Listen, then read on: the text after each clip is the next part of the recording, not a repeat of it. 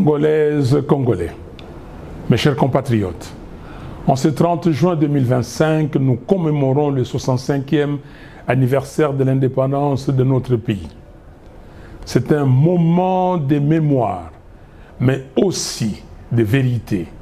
65 ans dans la vie d'un homme marquent l'âge de la maturité, le temps de transmettre un héritage. Pour une nation, cela devrait être celui de la stabilité, de la dignité retrouvée et de la cohésion nationale. Mais force est de constater avec lucidité et humilité que les rêves portés par nos pères fondateurs s'étaient étiolés. Les Congo forts, libres, dignes et prospères qu'ils espéraient peinent à se matérialiser. Pire encore, notre pays est aujourd'hui menacé dans son intégrité même. Plus de 100 localités, y compris des villes majeures comme Goma et Bukavu, sont tombées entre les mains des groupes armés. Le M23 et l'AFC, avec le soutien du Rwanda, terrorisent nos provinces du Kivu. Les ADF sèment l'horreur au nord Kivu. L'Ituri connaît l'occupation des fêtes de certaines zones par l'armée ougandaise. Et dans les Bandundu, aux portes de Kinshasa, la milice Mobondo fait régner la terreur. Ces atteintes à notre souveraineté ont plongé notre pays dans une crise humanitaire d'une ampleur sans précédent. Plus de 25 millions de nos concitoyens ont besoin d'assistance. Plus de 2 millions d'enfants souffrent de malnutrition aiguë. Près de 7 millions de Congolais sont déplacés internes, exilés sur leur propre terre. Derrière ces chiffres, il y a des vies, des douleurs, des familles, et nous ne pouvons en conscience détourner le regard. Pendant trop longtemps, une culture du déni et du rejet des responsabilités a gangréné notre gouvernance. Oui, nous faisons face à des agressions extérieures, mais cela ne peut en aucun cas nous exonérer de notre responsabilité première, protéger notre peuple. Nous sommes comptables de l'unité perdue, de la misère grandissante, de l'absence d'espoir. Mais il n'est pas trop tard. Le Congo peut se relever et il se relèvera si et seulement si nous choisissons de mettre le pays au-dessus de nos querelles.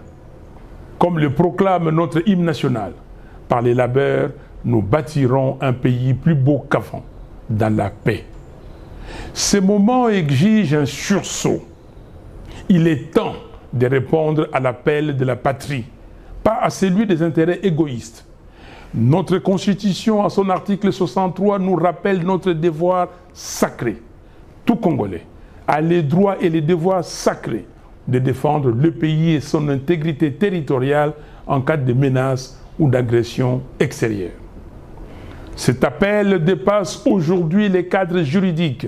C'est une exigence morale, un impératif historique. Alors que notre pays vient de signer un accord de paix sous la médiation des États-Unis, nous prenons acte de la dynamique positive qu'il peut enclencher. Cet accord, bien que perfectible, peut représenter une opportunité de faire taire les armes et de créer les conditions d'un apaisement durable.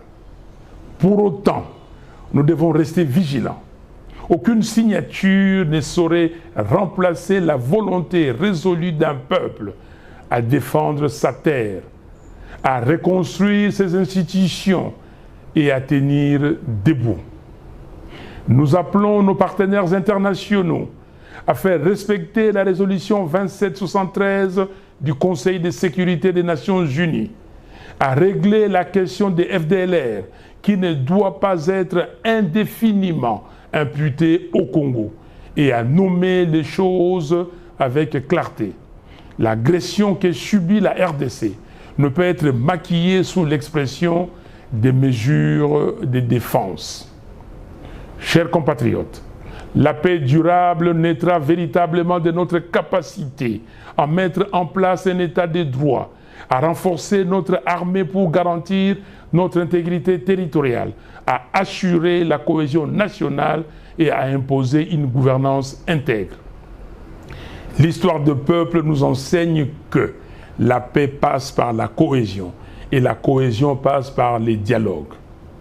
Voilà pourquoi je demande avec conviction et sens des responsabilités l'organisation sans délai d'un dialogue national inclusif entre Congolaises et Congolais sous la médiation de nos pères spirituels pour penser nos plaies, dire nos vérités et reconstruire la confiance. Le 5 juin, j'ai rencontré Félix Tshisekedi. Depuis, j'ai échangé avec d'autres leaders politiques et figures de la société civile. J'ai également fait part à l'entourage des principaux regroupements politiques de notre pays de ma volonté de rencontrer leurs leaders dans un esprit de responsabilité et d'ouverture, car l'heure n'est plus aux antagonismes stériles, mais à la réconciliation et à la cohésion nationale. Nous devons être capables de regarder dans la même direction, non pas pour uniformiser nos opinions, mais pour unir nos forces dans les camps de la patrie. Ne combattons pas la patrie, servons-la. Chaque Congolais, chaque Congolaise a reçu de Dieu un talent, une mission. Que ces dons servent non à détruire, mais à bâtir. Ce que nous léguerons aux générations futures déterminera la place que l'histoire nous accordera. En ce 30 juin, unissons-nous autour de l'essentiel, la patrie. Ne trahissons pas notre histoire, ne trahissons pas notre peuple, ne trahissons pas l'espérance. Vive la République démocratique du Congo, vive la cohésion nationale, vive le patriotisme congolais. Que Dieu bénisse le Congo et son vaillant peuple. Je vous remercie.